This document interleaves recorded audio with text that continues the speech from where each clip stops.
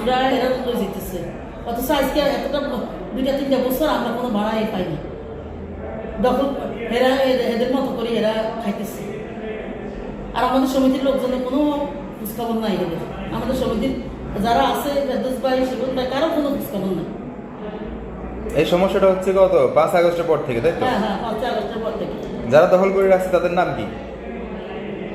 এদের যে কি ফারুক বলে, মোরালি আর মোরালির ছেলে বাদশা মাসুদ। বাচ্চা বাচ্চা এই দুজন আমার নামে কেস দিছে। এরা কয়েক জায়গাতে কেস দিছে।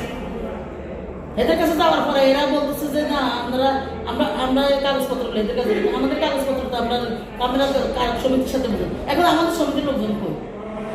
সমিতি নাই এখন সমিতি নাই।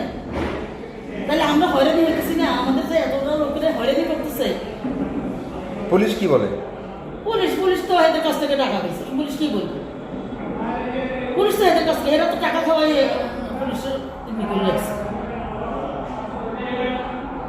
আপনারা মার্কেটে কখনো গেছিলেন? আমরা গেছি না, আমরা মার্কেটে মার্কেটে ইয়ে করতে গেছি না। আমাদের কাটেছে না এরা। কেসিগেট? হ্যাঁ, আমাদেরকে গেছি টাকা দিলে না। এটা কি প্রশাসন জানে? কাছে সব আছে। আমরা র্যাবের কাছে গেলাম, পিবিআইতে গেলাম, সবটা আমাদের রিপোর্ট, পিবিআই মধ্যে তো আমাদের রিপোর্ট দিচ্ছে, আমাদের ইয়ে দিচ্ছে, আমাদের পক্ষে দিচ্ছে। কিন্তু তারপরে এদের শক্তি দিয়ে এরা ইয়ে করতেছে।